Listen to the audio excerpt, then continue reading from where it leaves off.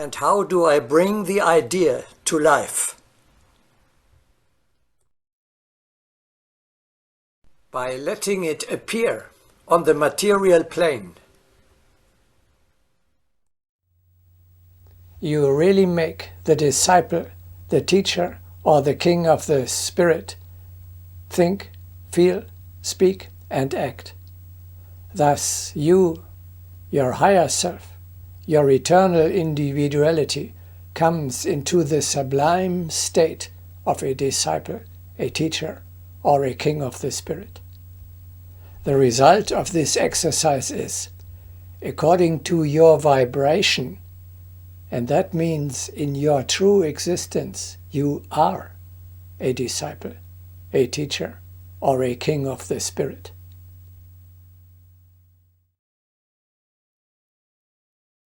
Man is to become the living image of the great ideal set up in his mind.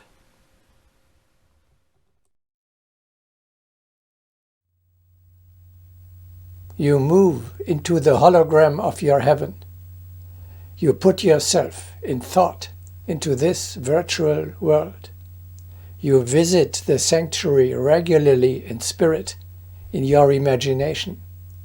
You behave as if you were living in a temple. Thereby, you create around you an atmosphere of high vibration. The result of this exercise is, the space around you is a temple, at least in your true existence, in the fourth dimension, in the subtle world. By these practices, the person and the sanctuary become perceptible to other people and grow into a living earthly reality. Isn't that completely unrealistic? I am supposed to bring a thought construction, a hologram, to life? Well, let us think this over together. Take the example of a king. In actual fact, in the material world, there is no such thing as a king at all. Why? There is a queen here. No. What do you perceive here physically? Nothing but a human being who fills a certain role. As opposed to that, a king is an office, an abstract idea, an organ of the state, whose rights and duties are fixed in the constitution and exercised or fulfilled by a human being. We see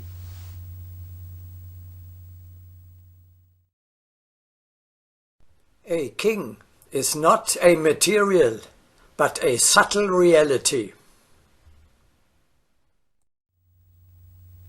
And now for the animation of such a thought construction. We know that the present Queen of England fulfills her duties conscientiously. The King of Thailand, on the other hand, does not even live in his country, but in Bavaria. So we can say, the idea of the King of England is alive, because the present holder of this office embodies this ideal.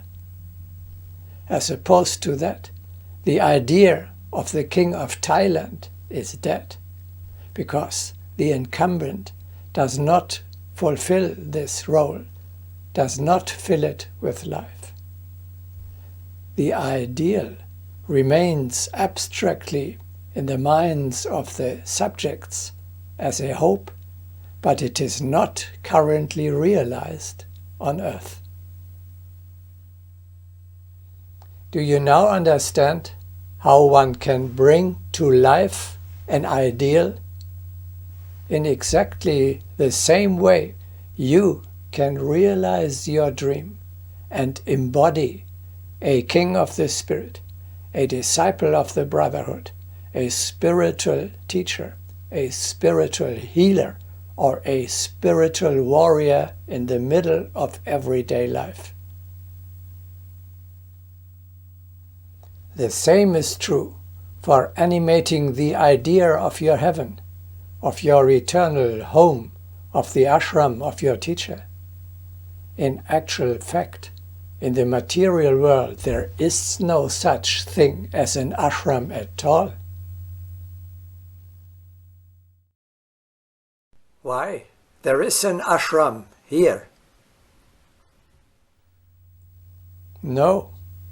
What do you perceive here physically? Nothing but a house. As opposed to that, an ashram is a thought construction, the abstract idea of a sanctuary where people are living who are on the path to sanctification and practicing a holy way of life. This is possible in any house, even in an apartment on the 15th floor of a multi-story building.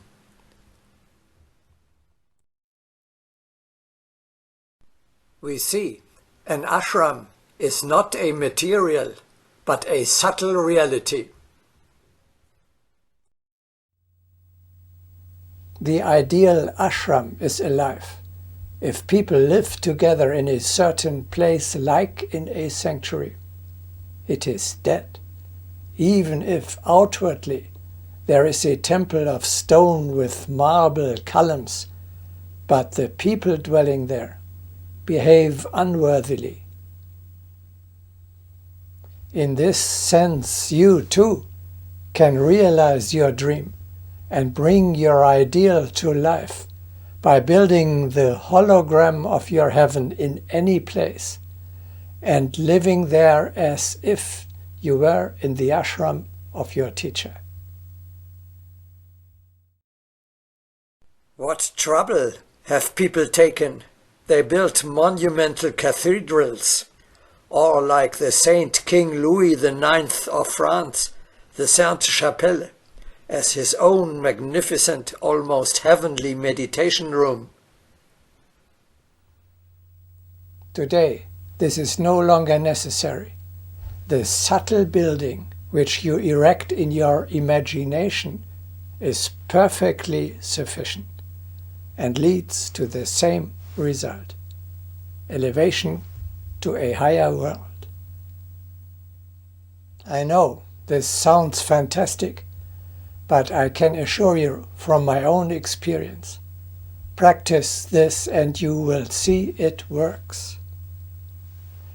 The more often you visit your dream world, and the longer you stay there, the more real it will become.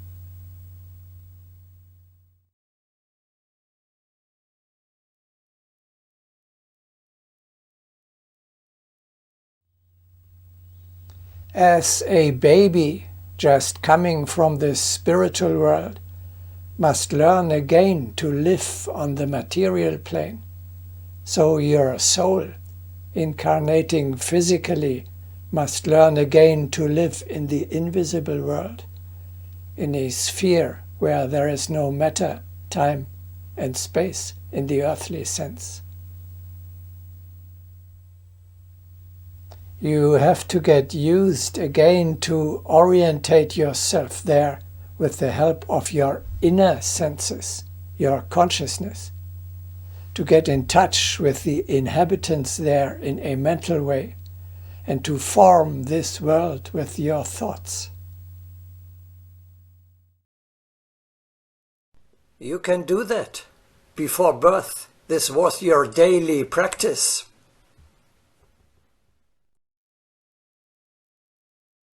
As centuries ago Columbus, who discovered America, so today the man of spirit must enter the new four-dimensional world, conquer it, and actually live and work in it.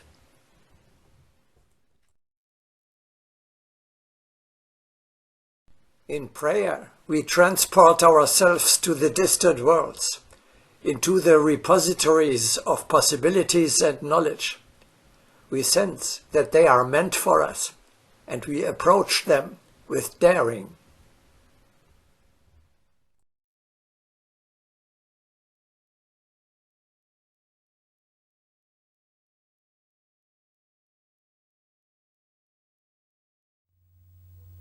We had often talked about the exercise of transferring your consciousness into your eternal individuality. We now extend this practice and find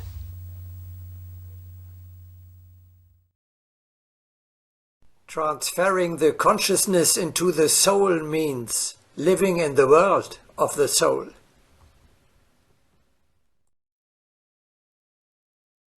Why?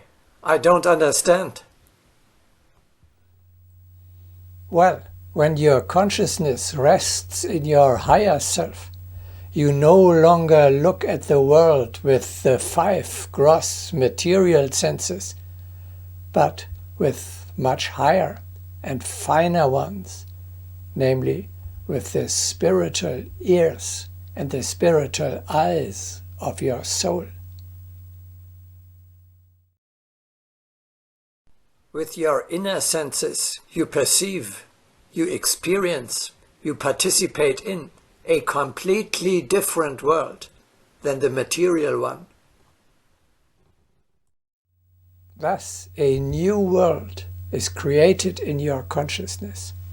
The world that you see is the world in which you live.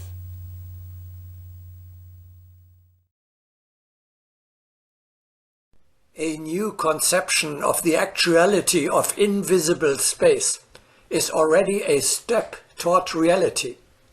We cannot pride ourselves on our cognition so long as the invisible world does not grow in our consciousness.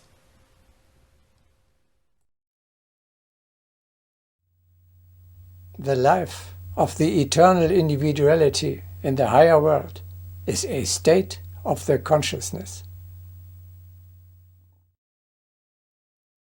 You transfer your consciousness to a higher plane of existence.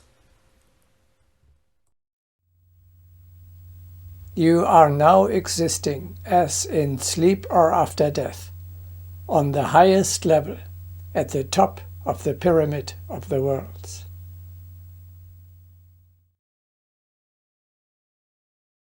Sleep is a sojourn in the supermundane world. It is a transference of consciousness into the higher worlds.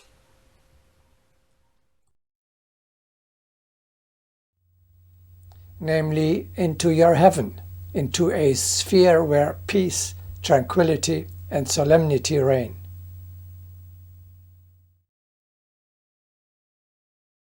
When our consciousness is completely transported into the domain where there is no fear and depression, then we are invulnerable to any filth.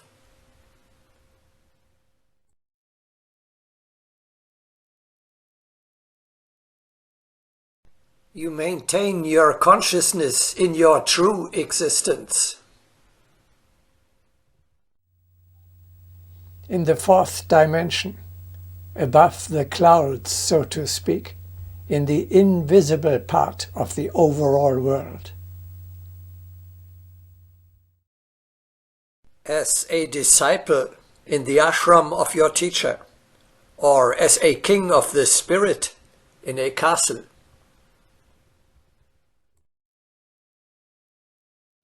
Your body lives on earth.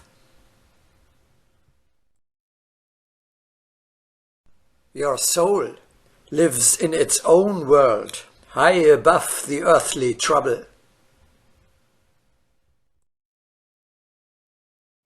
How can I combine these two concepts? Is that possible at all? How can I dwell on earth and in heaven at the same time?